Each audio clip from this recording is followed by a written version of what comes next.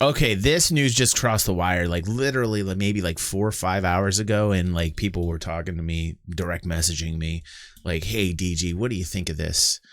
What do you think's going on here? Let me see if I can darken this up here." Oh no, there we go. Okay, hopefully that helped out with the chat as well, so that we can read what you guys are actually saying here. But Kotaku always seems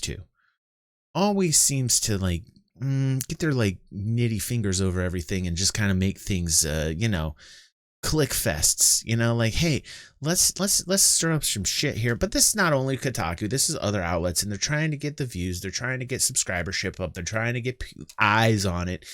And the title of this is Star Citizen Developers Fed Up After Being Expected to Work Devastating Texas Snowstorm. And, the article gives credence to people, some anonymous, anonymous people inside of SIG, that they had issues with what was going on in Texas. Now, everybody knows in Texas, there was like some serious snowstorms happening. There was some, they don't expect snow in Texas. We don't expect no snow in Texas down here. And because of that, the way that the politics are shaping up down in Texas, they're voting in some real, like, crazy nuts into their they're voting in people that really don't deserve to be directing humanity. Like they're not too bright, like basically televangelists. They're bringing televangelists in, and a long time ago what ended up happening is that they kind of subcontracted out the fact that of their power to give them cheaper power. But because of that, what ended up happening is that they didn't have direct access to like utility companies like normal people would have, and they didn't have the ability to recover from a blizzard of sorts. They don't have government installed that actually leads the people, that helps these people out. So there were a lot of people in Austin and Texas that were left high and dry, and the article basically states, hey, there were some people inside of Cloud Imperium that were very upset for the fact that they put kind of going to work first over the fact that, like, hey, I have no heat, I have no power, I'm trying to keep my cats alive, like I'm trying to like survive mode. And Cloud Imperium is saying, hey, come on into work. Like, it's time to come on into work.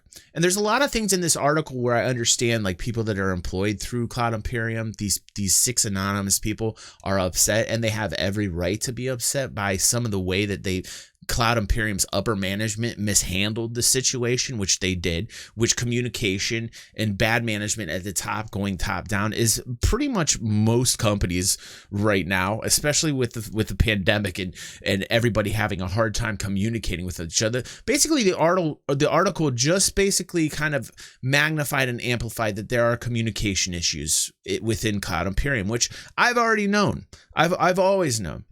There are other people in Cloud Imperium that are saying, hey, and 2 that I've actually talked to just recently, hours ago, that work in Austin, which I will not oust, and I will not say their names, but they, I asked them about it, and they're like, it's cool. So, there's 2 sides to every story.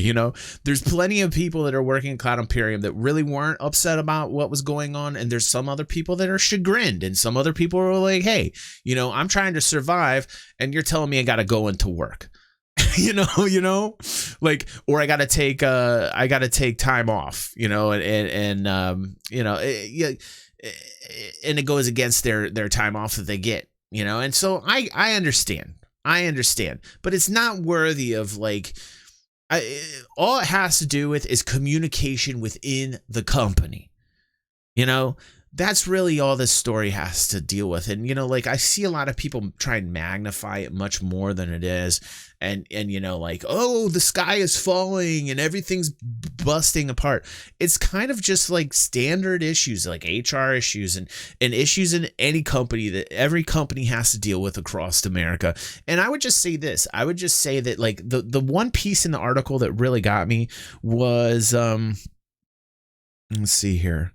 There's a section in here where one of the anonymous sources says essentially that he or she feels like that the only thing that Cloud Imperium cares about is money.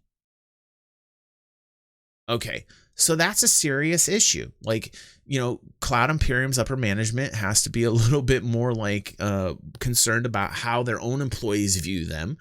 Okay. Upper management has to communicate a little bit more. And that's that. That's it. That's it.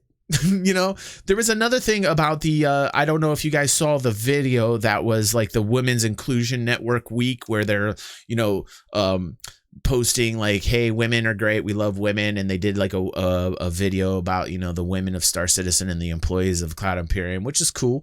But like there was another section in here that was stating like, hey, some of these some of these women that were contacted for this video were in Austin. And they were like trying to survive with their families. And Cloud Imperium was like, hey, we need you for this video. So it's like they're just trying to survive, you know, and Cloud Imperium's like, no, you got to do a video right now. So that's obviously communication type issues. It's just communication type issues. It's management issues. These are things we've been talking about on the channel for a long time. Does it need to be like blown up and, you know, like all the sensationalism that you're seeing with the article is just that. And they do that for the views. So I kind of just want to say that to everybody is just like, take everything with a grain of salt that you read. Realize, hey, you know, this is reality. This is like a working environment. And sometimes you're going to have to like deal with some of these issues. Yeah. It does. It absolutely does. That's a great. It just there needs to be a little bit more PR within the company, because you don't want the employees. It's bad enough some people are like bad mouthing Cloud Imperium and Star Citizen to the point of like, oh, all they care about is money. But when employees are starting to say it within the company, they're probably taking everything that they're reading on the internet and they're starting to apply it towards everything that they're dealing with in their environment, in their workplace. And it amplifies. So like there needs to be people at the top that are managing the company that are like, hey, I want to talk to you. What can we do? Let's talk about it. The fact that nobody at Cloud Imperium really realized how serious the issues were in Texas is at least what this article states. That makes me a little nervous, because it's like, guys, you know, these people are like in survival based mode and you're like going to work. That's an issue, you know? So like that needs to be looked at for sure. But like to blow it up the way Kotaku does and some of these other news outlet does, to like basically throw mud directly on the face of Cloud Imperium is really shameful.